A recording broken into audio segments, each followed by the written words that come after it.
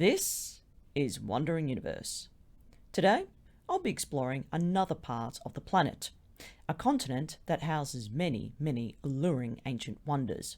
So, put your seat upright, fold your tray tables away, and fasten your seatbelt, because we're about to land.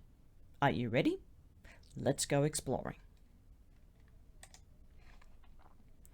Now, you can guess exactly where we're going to go today. Yep, it's right in front of you. It's called India. Now, let's get in a little bit closer, shall we? This is the place we're going to today, circled in red. It starts with D and ends with A. And what's interesting about this particular area is you can see that there is a large underwater landmass that stretches out beyond the current coastal edge of this current place, as you can see here. And also there's a large underwater landmass here, and further out from the edge of this coastal underwater landmass there's more that stretches out to sea. The word India is a Roman derivation of the word Indus, which means border river. It is also known as part of the cradle of civilization, second in line to Great Siberia. It is a country with a very expansive ancient past that began around 6,000 years ago. Around that time, other countries were happily flourishing. However, this country does come with some innovative and standout inventions offered to the world, like sitar, spices, basmati rice, naan bread, Bollywood, henna tattoos, curry dishes, saris, papadams, temples, statues, and year-round daily festivities to wear your mind out. So, stepping aside the long introduction, let's go travelling further up to the northern coast to the lost city of Dwarka. It's hot, sticky, humid, and rains a lot. It is situated in Devumbi, Dwarka district, in the state of Gujarat, northwest of India. It sits nicely on the western shore of Okhamadal Peninsula on the right bank of the Gomti River. This river stretches all the way to the Arabian Sea. It is also 32 kilometers from the Shiva temple, Somnath, in Gujarat. Dwarka is believed to be around 6,000 years old due to the antiquated structure of this temple, as you can see right here. It is also known as the sacred place for pilgrimage, but was once a peaceful and highly prosperous Dwarka kingdom. Now, we're going for a semi-deep dive down to the bottom of the Gulf of Cambay to explore a lost city that was submerged around 7,500 years ago. Discovered in 1988 by a team of marine archaeologists led by this gentleman right here that goes by the name of S.R. Rao, did the underwater excavations in the Lothal area, the centre of Harappan civilization. Oceanographers from India's National Institute of Ocean Technology, whilst doing a survey on pollution, came across the unexpected. They found this, an ancient underwater city. Whilst they were casing the area, to their sudden amazement, they found far more surprises than just the ruin itself. They also found this. Artifacts like this pottery fragment right here that was dated before the Indus civilization. And notice how the writing is more inclined towards Siberian literacy than the Harappan language. But they didn't stop there.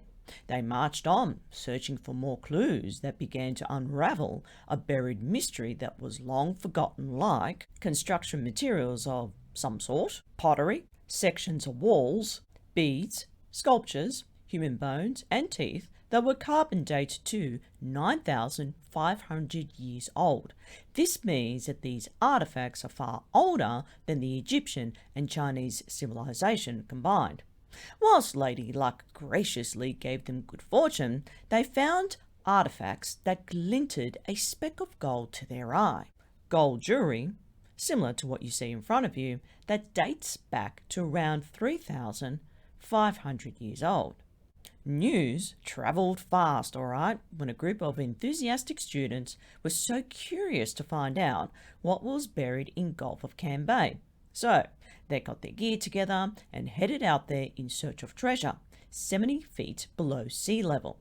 At first they thought, well, this case was a lost cause, nothing but debris, but it wasn't until they went further in they came across this. Sandstone walls that stretched for miles, as you can see right here. Cobblestone streets that spread across a large area, as you can see here. Very large rock structures like these sandstone blocks. A large number of semicircular stone structures and other stone structures that were rectangular and square in shape scattered about over a huge area. They also found not one, not two, but a large quantity of stone anchors. But they didn't stop there. They ploughed through with their search that got more and more exciting. They even came across ancient copper coins stamped with an unusual inscription that dates back to around 9,500 years ago. Since SRL was the trailblazer for underwater sea diving expeditions, several more adventurous marine scientists went for the kill. More ruins were found, like this one in the Gulf of Cambay, between 30 to 131 feet beneath sea level. In 2001, this ancient lost city was getting bigger and better publicity as marine archaeologists couldn't help themselves but go in for another dive into this part of the ocean. They hit the jackpot. More artifacts, such as this mooring stone right here. Their search stretched for 9 kilometers to 120 feet deep. Now, you must be thinking, how on earth did they manage to find this lost city? Well, by chance. It was the jackpot of the century, really. But what's more enthralling is how it looked back then. When I say back then, I'm talking about way further than 9,000 years ago. Further back than the Indus civilization. Allow me to demonstrate. This, an artist's impression of how it may have looked back then. The architecture is stunning, but the length of this once charming seaport city is 5 miles long and 2 miles wide. Marine archaeologists have estimated this ancient city to have existed between 9,000 to 15,000 years old. Yet, the seaport is some 70 feet underwater. But, get this, a passage within the epic narrative from Mahabharta talks in quite detail about the lavishness of this city, that the architect who built it goes by the name of Vishwakarma, under the command of Krishna. After a rigorously searching for a place to call home, he and Krishna found land that shaped a good seaport and got underway to sketch a blueprint for a city. It comprised of 6 organized sectors, including residential and commercial zones, wide roads, plazas, palaces, and other public buildings. Even a hall called Sudharma Sabha was built to hold public meetings like a town hall. And of course, as with any real estate salesman will tell you, a $1 million harbour view included in the property package. This priceless real estate would be worth a massive fortune in today's currency. This well-established city was truly happening, recognized as a major trading hub, with the added bonus of a network of boulevards, markets, temples, and much more. As with any loaded property developer, Krishna was the head honcho of his kingdom.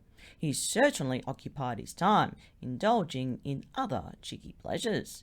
Yes, he was a busy man, busy playing the hokey pokey with several wives, and gave each of them a palace of splendor. Wow, they scored the jackpot. Filled with beautifully manicured gardens with an assortment of flowers of all seasons and divine lakes. All of these 900 plus opulent palaces shimmered with cladded metal alloys that were made from gold, silver, embedded with emeralds, and many other precious stones like quartz and several other gemstones. And get this, they even jazzed up the place by installing a new technology that was unheard of until thousands of years later. This stuff. You guessed it, glass. But wait a minute. Glass wasn't discovered until several thousand years later, around 3500 BC, by accident in the port of Syria. Could it be possible they were able to mass produce glass to create this? Is it possible they had windows? Even mirrors? Okay, this sounds too good to be true, right? However, for every evolved civilization brings along new technology. The Indus and Harappan civilization, which became the Vedic period, evolved between the late Bronze to early Iron Age, which means their empire increased due to this found technology. As you see right in front of you, many thousands of years later. I'm beginning to suspect that Atlantis possessed glass along with copper as their brought over technology way before us humans got hold of it. If the Mahabharta holds some truth to this Disney-style fairy tale that this bloke and this bloke imagined, planned, created and built this city with their bare hands, where's this? The blueprint for the building design. So far, it is nowhere to be found. No one truly knows if these property developers developed business partnerships with other shareholders in this business venture. They didn't build this structure out of the goodness of their own hearts. They built it for a return of their huge investment. If that were the case, what was their monetary infrastructure at the time? Could it have been this, what you see right in front of you? During the ancient times, this coastal town used to be a busy trade route that stretched as far as Bahrain.